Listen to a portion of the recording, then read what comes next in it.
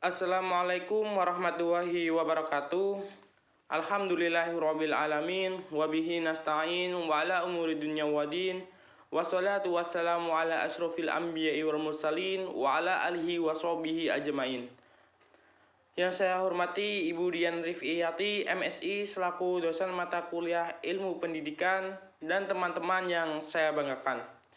Puji syukur kita panjatkan kepada Allah Subhanahu wa Ta'ala, Tuhan yang telah memberikan berkah dan rahmat-Nya kepada kita. Sholawat serta salam selalu kita curahkan kepada junjungan kita, Nabi Agung Nabi Muhammad SAW.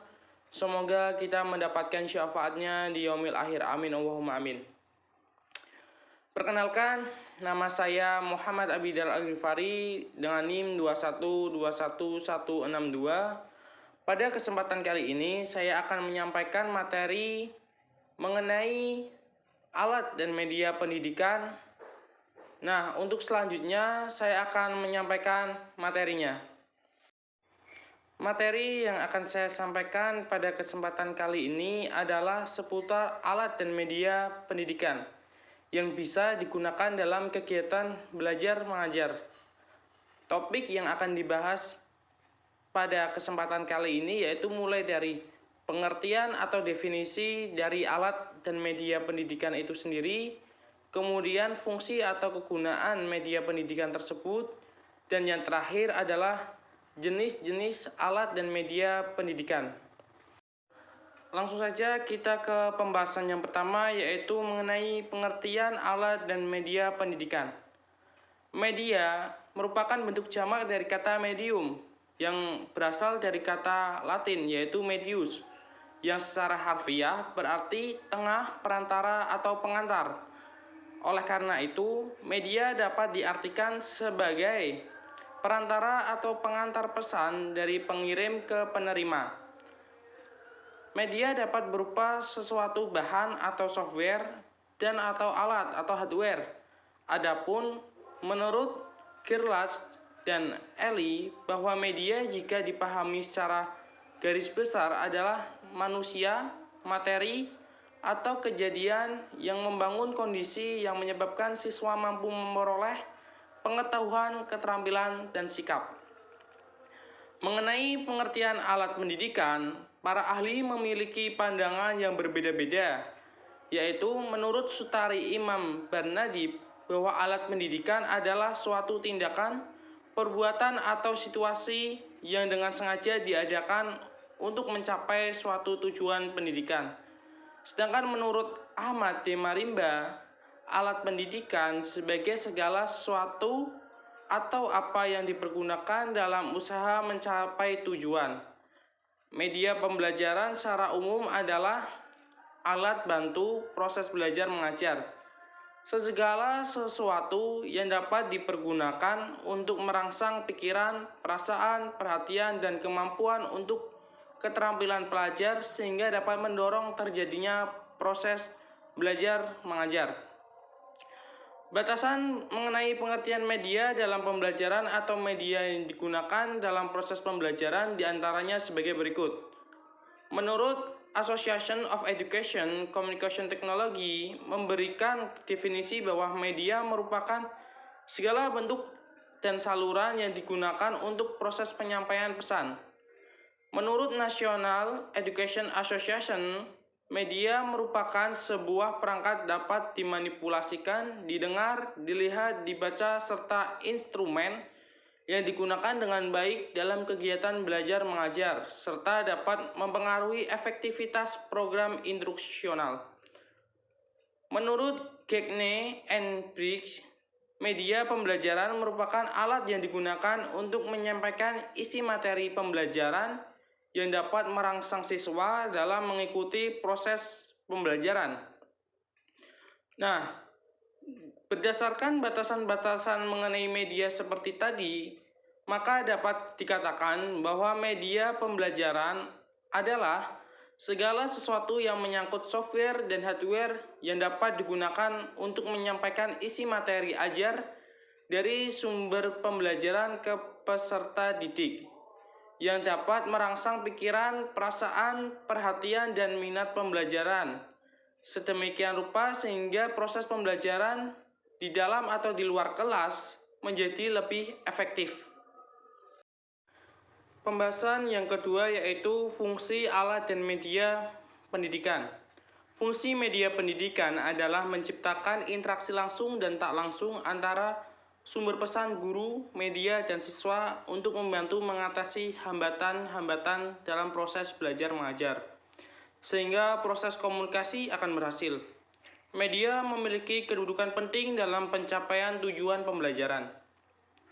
Tidak sedikit kegagalan dalam pendidikan disebabkan pendidik tidak memperhatikan masalah-masalah yang berkaitan dengan media, seperti fungsi, pemilihan, dan cara penggunaan media tersebut. Media tidak terpisahkan dari tujuan, karena tujuan tidak mungkin tercapai tanpa adanya media. Nah, ini berarti bahwa media berfungsi mengantarkan penggunanya untuk mencapai tujuan. Selain itu, penggunaan media pembelajaran pada tahap orientasi pembelajaran akan sangat membantu keefektifan proses pembelajaran dan penyampaian pesan dan isi pembelajaran pada saat itu.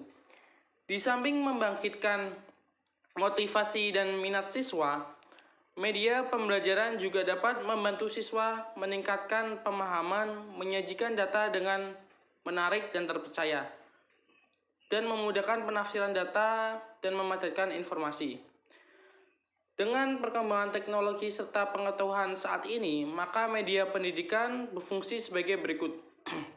Yang pertama yaitu membantu memudahkan belajar bagi siswa dan juga memudahkan pengajaran bagi guru. Yang kedua, memberikan pengalaman yang lebih nyata dari abstrak menjadi konkret. Yang ketiga, menarik perhatian siswa lebih besar, sehingga jalannya pembelajaran itu tidak membosankan. Yang keempat yaitu semua indera murid dapat diaktifkan. Yang kelima, lebih menarik perhatian dan minat dari murid. Yang terakhir yaitu membangkitkan dunia teori dengan realitanya. Nah, karenanya semakin jelas bahwa media pembelajaran merupakan kebutuhan yang tidak dapat dielakkan dalam rangka menyukseskan program belajar siswa agar dapat tercapai. Dengan demikian, fungsi media pembelajaran di samping sebagai alat bantu mengajar, juga sebagai sumber belajar yang harus dimanfaatkan semaksimal mungkin, sehingga dapat terciptanya suasana belajar yang kondusif, efektif, efisien, dan menyenangkan, serta perubahan tingkah laku yang diharapkan oleh guru. Pembahasan yang ketiga atau pembahasannya terakhir yaitu jenis-jenis alat dan media pendidikan. Untuk penjelasan lebih lanjutnya akan saya sampaikan sebagai berikut. Yang pertama yaitu alat pendidikan. Secara umum, alat pendidikan adalah segala sesuatu yang digunakan untuk mencapai tujuan pendidikan. Kita membedakan alat pendidikan ini menjadi dua. Yang pertama yaitu alat pendidikan yang bersifat tindakan, dan yang kedua yaitu alat pendidikan yang berupa kebendaan. Langsung saja yang pertama yaitu A. Alat pendidikan yang bersifat tindakan, yaitu berupa upaya atau siasat dalam kaitan dengan kewibawaan. Alat ini berfungsi preventif atau pencegahan, mencakup keteladanan, anjuran, suruhan, pengarahan, dan pembinaan. Adapun yang berfungsi represif atau reaksi setelah adanya perbuatan mencakup syarat, pujian, hadiah atau ganjaran, teguran, dan hukuman. Penggunaan alat pendidikan yang bersifat tindakan ini haruslah bijaksana dan disesuaikan dengan situasi dan kondisi serta selalu didasari dengan rasa kasih sayang dan penuh tanggung jawab. Pada prinsipnya, alat-alat preventif lebih baik daripada alat pendidikan yang represif. Pemilihan alat pendidikan yang akan kita gunakan perlu mempertimbangkan beberapa hal sebagai berikut ini. Yang pertama yaitu situasi hubungan antara guru dan murid itu sendiri. Yang kedua yaitu perbedaan sifat dan tabiat murid juga harus kita perhatikan. Yang ketiga yaitu pada anak yang normal sebaiknya digunakan tindakan yang preventif. Yang terakhir yaitu penggunaan kecaman, ancaman, dan hukuman haruslah hati-hati dan bijaksana. B. Alat pendidikan yang berupa kebendaan. sebagai alat bantu yang lazim disebut sebagai sarana pengajar seperti alat pengajaran. Penggunaan alat pendidikan sebagai alat bantu harus mempertimbangkan kegunaan alat pendidikan sebagai alat bantu harus mempertimbangkan beberapa faktor sebagai berikut ini. Yang pertama yaitu tujuan apakah yang ingin dicapai dengan alat pendidikan tersebut. Yang kedua, alat-alat apakah yang tersedia. Dan yang ketiga yaitu pendidikan mana yang akan menggunakan alat tersebut. Yang keempat, bagaimana karakteristik peserta didik yang akan menggunakan alat tersebut. Yang kelima yaitu di mana alat tersebut digunakan. Penggunaan alat bantu atau sarana pendidikan dalam kegiatan belajar mengajar banyak membantu murid maupun guru, terutama pada tingkat pendidikan usia murid-murid SD yang berada pada fase berpikir konkret. Adapun alat pendidikan mempunyai beberapa fungsi yaitu yang pertama yaitu merekam untuk memberikan kemungkinan memproduksi peristiwa-peristiwa yang terjadi saat ini dan masa yang akan datang. Yang kedua, manipulatif untuk memungkinkan pengamatan terhadap peristiwa yang secara wajar tidak dapat diamati. Yang ketiga, stimulatif untuk menyusun suatu lingkungan belajar yang estetik atau unik dalam rangka dipelajari sebelum ia mulai dengan pelajaran baru.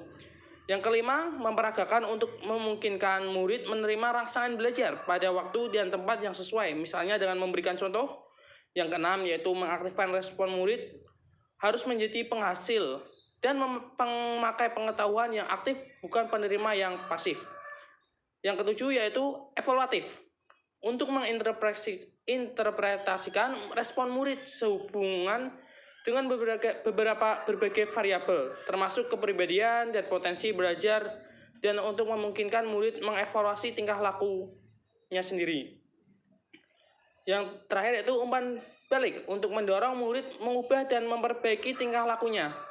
Berdasarkan pembahasan tadi, alat pendidikan itu sangat banyak jenisnya, baik alat pendidikan yang berupa tindakan maupun alat pendidikan yang berupa benda atau alat bantu pengajaran.